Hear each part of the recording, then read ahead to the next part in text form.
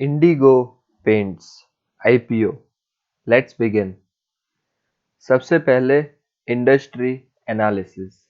Yes, paint industry का chain यानी किस प्रकार से पेंट इंडस्ट्री की कंपनीज वर्क करती है। सबसे पहले रॉ मटेरियल सप्लाई किया जाता है ब्रांड ओनर्स ऑफ पेंट को, जैसे कि Asian Paints, Berger Paints, Nerolac, Indigo. इन सबको रॉ मटेरियल सप्लाई किया जाता है।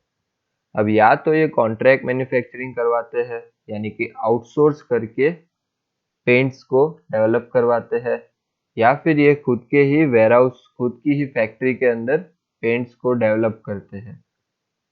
After that they supply to dealers या डिस्ट्रीब्यूटर्स। वो आगे डीलर्स और डिस्ट्रीब्यूटर्स को सप्लाई करते हैं, या फिर डायरेक्ट कस्टमर्स को सप्लाई करते हैं। जैसे कि आपने अभी एडवर्टाइजमेंट में देखा होगा कि कंपनी के जो वर्कर्स है वो डायरेक्ट ही आपके साथ थ्रू डिजिटल मीडिया से जुड़ गए हैं। तो ये एक डायरेक्ट कस्टमर का चैन भी बन चुका है। और डीलर्स और डिस्ट्रीब्यूटर्स को जो सप्लाई कर रहे हैं वो ट्रेडिशनल मॉड्यूल है, जिसके अंदर फिर से डिस्ट्रीब्यूटर्स और डीलर्स आगे इंस्टीट्यूशनल कस्टमर्स को सप्लाई करते हैं। So this is the paint industry chain. अब मैं सबसे पहले बात करूं तो भारत के अंदर पर कैपिटा कंजप्शन यानी कि पर पर्सन 2012 में एवरेज एक साल के अंदर 2.6 केजी का पेंट यूज करता था, जो कि 6.8% के हिसाब से इंक्रीज होते होते आज 2019 में 4.1 हो चुका है। यहीं पे अगर मैं पेंटिंग साइकिल की बात करूं, यानी कि पहले 2010 में 7 से 8 साल के अंदर एक व्यक्ति अपना घर एक बार रीपेंट करवाता था। बट वही 7 से 8 साल अब घट के 4 से 5 साल ही रह गया है। अब व्यक्ति 4 से 5 साल में अपने घर को रीपेंट करवाता है, यानी कि वापस से पेंट करवाता है।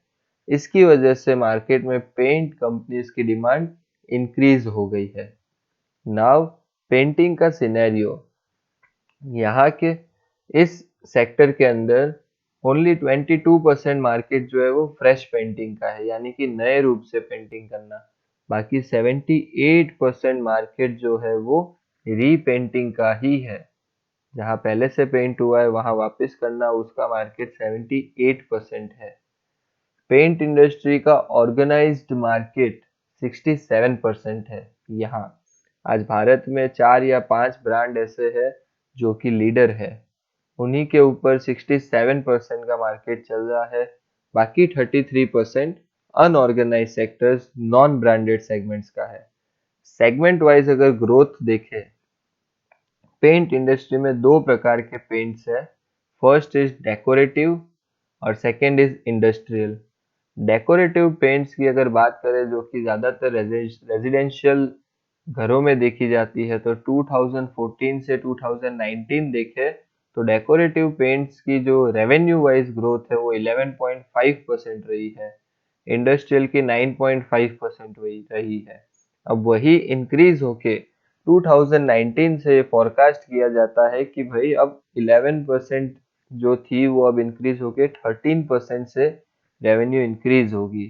तो this is very good signal कि इटसेल्फ इंडस्ट्री ही 13% पे ग्रो करने वाली है। So individual stock but obvious है कि 13% से ज्यादा ग्रोथ करेंगे। वहीं राइट हैंड साइड पे वॉल्यूम की ग्रोथ है कि 2014 से 2019 तक वॉल्यूम 9% के हिसाब से इंक्रीज हो रहे थे, बट अब 2019 से फॉरकास्ट किया है कि 8.3% के हिसाब से वॉल्यूम का ग्रोथ होगा। इन टर्म्स ऑफ वॉल्यूम कम है, but in terms of revenue ज्यादा है, यानी कंपनियों के पास मार्जिन ज्यादा है इस सेक्टर के अंदर। वहीं डेकोरेटिव पेंट्स की बात करें, क्योंकि हम जिस कंपनी की बात कर रहे हैं वो डेकोरेटिव पेंट्स में ऑपरेट करती है, तो डेकोरेटिव पेंट्स की जो कंपनियां थी वो 2014 से 2019 तक रेवेन्यू वाइज, मतलब कि इनकम वाइज 11.5% कंपाउंडिंग के हिसाब से बढ़ी है, इंक्रीज हुई है। वही कंपनी 2019 के बाद अब 13% से और ज्यादा ग्रो होने वाली है। और डेकोरेटिव पेंट्स का मार्केट वॉल्यूम वाइज भी जो 8.6% इंक्रीज हुआ था 2014 से 2019 तक, वो अब सालाना 10.2% के हिसाब से इंक्रीज होने वाला है। ये इन्होंने यहाँ पे फोरकास्ट किया है टिल 2024। अब डेकोरेटिव पेंट्स के अंदर भी अलग अलग सेगमेंट्स है, यानी कि enamels, emulsions, primer, distemper, wood coatings, putties, other.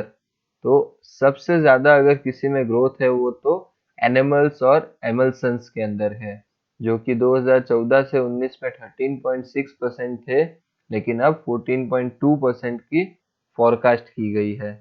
इसके बाद देखें तो मार्केट शेयर अगर मैं देखूं कंपनी वाइज, तो सबसे ज्यादा जो मार्केट कंपनी का है वो है Asian paints. 42% market Asian paints का है आज पेंट सेक्टर में।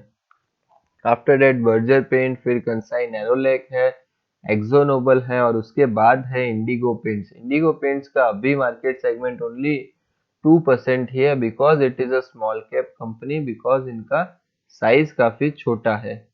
अब नेक्स्ट अगर मैं बात करूं तो एक्टिव डिस्ट्रीब्यूटर अगर हम देखें, क्योंकि पेंट इंडस्ट्री में सबसे बड़ा जो बेनिफिट है वो है ज्यादा से ज्यादा डिस्ट्रीब्यूटर होने चाहिए। तो उसके अंदर जो लीड कर रहा है वो है एशियन पेंट्स, और उसके बाद है कंसाई नेरोलैक। अगर आप कंपाउंड एंड ग्रोथ के हिसाब से देखोगे तो कंसाई नेरोलैक का सबसे फास्टेस्ट ग्रोथ रहा है 17.3% के हिसाब से। तो this is very good sign for Kansai Nerolac कि उन्होंने इतना फटाफट अपना डिस्ट्रीब्यूटर नेटवर्क ग्रो किया है। इसके इसी के सामने इंडिगो पेंट्स का डिस्ट्रीब्यूटर नेटवर्क काफी छोटा है, बट वो 10% के हिसाब से हर साल ग्रो हो रहा है। इसी के साथ है इन्वेंट्री डेज, कि कौन सी कंपनी अपने कितना पेंट जो है उसको कितने दिन तक इन्वेंट्री रखते हैं। तो उसमें जो लीडिंग है, यानी कि सबसे कम इन्वेंट्री होती है एशियन पेंट्स की। जैसे ही वहाँ एशियन पेंट्स को ऑर्डर दिया जाता है, वो 4 to 6 आवर्स में वो ऑर्डर को प्लेस कर देता है। और मार्जिन्स काफी कम प्रोवाइड करते हैं एशियन पेंट्स, क्योंकि वो इस सेक्टर की लीडिंग कंपनी है, तो वो 3 to 5% का ही मार्जिन प्रोवाइड करती है। इसी के साथ नेक्स्ट देखें कि इस सेक्टर के लिए ग्रोथ ड्राइवर्स क्या होंगे। गवर्नमेंट ने जैसे फोकस करते हुए प्रधानमंत्री आवास योजना जैसी स्कीम मार्केट में लाई है, जिसकी वजह से लोग नए घर ले रहे हैं, तो उसके सामने उनको पेंट करवाना ही पड़ेगा। तो फर्स्ट ट्रिगर है ये। सेकंड है government is focused to build smart cities. Smart cities के अंदर भी पेंट सेक्टर का एक बहुत इंपॉर्टेंट रोल रहेगा। Third is Amrut Atal mission for rejuvenation and urban transformation, यानी कि हर एक चीज को अर्बनाइजेशन के रूप में कन्वर्ट करना। देन रियल एस्टेट सेक्टर की ग्रोथ जैसे जैसे होगी, जितने ज्यादा हाउस बिकेंगे उतना ही ज्यादा पेंट सेक्टर का ज्यादा से ज्यादा ग्रोथ होगा। Next let's talk about company. तो इंडिगो पेंट्स जो है वो मार्च 28 2000 के अंदर इनकॉर्पोरेट यानी कि स्टार्ट हुई थी। भारत की फिफ्थ लार्जेस्ट कंपनी है ये पेंट सेक्टर में। इनका एक ही ब्रांड है सभी प्रोडक्ट के लिए, जिसका नाम है इंडिगो। इनका सबसे ज्यादा मार्केट जो है वो टायर 3 और टायर 4 सिटीज में, यानी कि भारत की छोटी छोटी सिटीज में इंडिगो पेंट्स काफी ज्यादा ऑपरेट करती है। इनके 3 मैन्युफैक्चरिंग फैसिलिटीज है, 3 फैक्ट्रीज है। First is in Jodhpur Rajasthan, second is in Kochi Kerala, और third is in Pudukkottai Tamil Nadu. अब कंपनी की स्ट्रेटेजी क्या है। कंपनी अब फोकस कर रही है डिफरेंशिएट प्रोडक्ट के बारे में। जो रेगुलर मार्केट में प्रोडक्ट चल रहे, कंपनी उसकी तरफ फोकस नहीं है। Company is focused on developing differentiate product, और एग्जिस्टिंग मार्केट में जहाँ पे वो प्रेजेंट है, वहीं पे वो अपना नेटवर्क और ज्यादा एक्सपांड करने की तरफ फोकस कर रही है। और कंपनी अपना मैन्युफैक्चरिंग फैसिलिटीज को इंक्रीज करने वाली है, और उसी के लिए कंपनी आईपीओ लेके आई है। कंपनी अपना खुद का वाटर सॉल्वेंट पेंट मैन्युफैक्चरिंग जो है वो तमिलनाडु के प्लांट में स्टार्ट करना चाहती है, और जोधपुर के अंदर जो उनकी फैसिलिटी है, जो उनका प्लांट है, उसको कैपेसिटी और ज्यादा इंक्रीज करना चाहती है। यूनिक प्रोडक्ट की अगर मैं बात करूं, कंपनी ने बहुत स्मार्टली प्ले किया है। कंपनी ने अपने प्रोडक्ट्स को प्राइस वाइज डिफरेंशिएट करने के लिए ब्रॉन्ज, सिल्वर, गोल्ड और प्लेटिनम की कैटेगरी दी है। आप जिस प्रकार से ऊपर की कैटेगरी में जाओगे उस प्रकार से वो प्रोडक्ट एक्सपेंसिव होगा। अब यहाँ पे नीचे ये सब डिफरेंशिएट प्रोडक्ट है जो कि मार्केट में सिर्फ और सिर्फ एक ही कंपनी इंडिगो बना रही है, और कुछ प्रोडक्ट ऐसे हैं जो सिर्फ और सिर्फ इंडिगो ने ही मार्केट में फर्स्ट टाइम इंट्रोड्यूस किए थे, जिसके अंदर फ्लोर कोट इमल्सन जो है, ये प्रोडक्ट पहली बार सिर्फ इंडिगो पेंट्स ही लेके आया है मार्केट के अंदर। ब्राइट सीलिंग कोट है, मेटेलिक इमल्सन है, टाइल कोट है, पीयू सुपर ग्लॉस एनेमल है, dirt proof and water proof exterior laminate, exterior and interior acrylic laminate. ऐसे अलग अलग प्रकार के सभी कलर सेगमेंट जो है, जिनका यूज भी अलग अलग प्रकार से होता है, वो ये कंपनी फर्स्ट टाइम मार्केट में लेके आई है। सबसे बेहतरीन जो इस पूरे सेक्टर के अंदर काम कर रहा है, जो कि गेम चेंजर है, वो है टिंटिंग मशीन। जी हाँ, आप जो सामने ये देख रहे हो, अब पहले की तरह कोई भी डीलर को स्टॉक करने की कोई ज़रूरत नहीं है। उनको इस प्रकार का एक टिंटिंग मशीन दिया जाता है, जिसके अंदर अलग-अलग कलर्स बनाने की स्ट्रेटेजी अंदर फिक्स होती है। तो आपको वाइट, यानी कि जो भी डीलर है उनको वाइट पेंट दिया जाता है, और बाकी सब कलर्स इसके ऊपर का जो आप ये टैंक देख रहे हो उसके अंदर फिट कर दिया जाता है। अब जो भी शेड आपको बनाना है, जो भी शेड कस्टमर को चाहिए, वो शेड कंप्यूटर के द्वारा, सॉफ्टवेयर के द्वारा इसके अंदर इनपुट किया जाता है, और खुद होलसेलर या खुद रिटेलर अपनी शॉप पे वो कलर डेवलप करके कस्टमर को प्रोवाइड करता है। टिंटिंग मशीन का अगर हम ग्रोथ देखें, तो सबसे ज्यादा ग्रोथ जो है वो एशियन पेंट्स के अंदर है। एशियन पेंट्स ने अपने 66% डीलर्स को टिंटिंग मशीन प्रोवाइड कर दी है। वहीं इंडिगो पेंट्स ने 38% डीलर को टिंटिंग मशीन प्रोवाइड की है। बट कंपाउंडेड ग्रोथ अगर देखें तो इंडिगो पेंट्स का 51% से टिंटिंग मशीन लगाने का सिलसिला शुरू है, जो कि इंडस्ट्री में सबसे ज्यादा है। वहीं अब मैं अगर फाइनेंशियल्स की बात करूं, सो ये है profit and loss statement. Revenue from operation काफ़ी अच्छी तरीके से इंक्रीज हो रहा है, और ग्रॉस मार्जिन जो है वो 2018 में 40% थे, इंक्रीज होके 44% हो गए 2019 में, और 2020 में 48% हो गए। So that is superb growth. EBITDA margin की बात करूं तो वो भी 6.43% थे 2018 में, नाउ 2019 में 10% और 2020 में 14%। So it is a very good jump year on year. इसी के साथ नीचे अगर आप रिटर्न ऑन कैपिटल एम्प्लॉयड देखो तो वो भी 2018 में 9.89% थे, जो 2019 में 17% और 2020 में 27%। रिटर्न ऑन इक्विटी 10% से इंक्रीज होके 18% 2019 में, एंड देन आफ्टर 2020 में 24%। डेट टू इक्विटी रेशियो वो भी काफी अच्छे से इम्प्रूव हुआ है, जो कि 0.41 था, जो अब 0.25 ही रह गया है। वहीं मैं डेट सिनेरियो की बात करूं, जी हाँ, बोरोइंग्स की, ग्रेजुअली कंपनी अपने जो बोरोइंग्स है उनको इंक्रीज कर रही है, लेकिन उसके साथ डेट टू इक्विटी रेशियो जो है वो बहुत अच्छी तरीके से मेंटेन कर रही है। अगर आप यहाँ देखो तो टोटल बोरोइंग्स जो है वो 358 मिलियन थे 2018 में, जो कि अभी इंक्रीज होके 500 मिलियन है 2020 में। बट उसके सामने उन्होंने डेट टू इक्विटी जो है वो 0.28 से 0.25 पे लेके आ गए हैं। That is a very good sign for a healthy financial company. Now financials अगर हम पीयर्स के साथ कंपेयर करें, तो रेवेन्यू फ्रॉम ऑपरेशन है जिसके अंदर सबसे ज्यादा ग्रोथ अगर कोई कंपनी में देखी गई है तो वो इंडिगो पेंट्स है। आप नीचे अगर चार्ट देखो तो आपको अराउंड 41% का इंक्रीमेंट गेन दिखाई देगा, जो कि FY10 से लेके FY19 तक आया है, और वहीं एक साल के अंदर 16% का इंक्रीमेंट इनकी रेवेन्यू में आया है। So this is highest in all the companies compare to all companies. वहीं मैं ग्रॉस मार्जिन की बात करूं तो हाईएस्ट ग्रॉस मार्जिन जो पूरे इंडस्ट्री में एंजॉय करती है वो है एशियन पेंट, लेकिन उसी के साथ साथ उनको लीड करते हुए अभी इंडिगो पेंट्स ने अब अपने ग्रॉस मार्जिन 48% तक इंक्रीज कर दिए हैं। यस, जो 40% थे FY18 में, 2019 में 44% हो गए और करेंटली 48% चल रहे हैं। अब एबिडा मार्जिन की बात करें तो इंडिगो पेंट्स के एबिडा मार्जिन जो 6.4% थे 2018 में, वो इंक्रीज होके 10% हो गए 2019 में और अब 14% हो गए। Compare to industry it is lower, but इनकी जो पेस है ग्रोथ की एबिडा मार्जिन की, वो बहुत ज़्यादा हाई है कंपेयर टू इंडस्ट्री। वहीं पे पैट मार्जिन की बात करें तो वो भी जो 3.2% थे 2018 में, वो इंक्रीज होके अब 7.7% हो गए हैं। इंडस्ट्री में लोवेस्ट मार्जिन है, बट इंक्रीमेंट का जो पेस है वो काफ़ी सुपर्ब है। 5% से 7% आना, डेट इज़ वेरी गुड।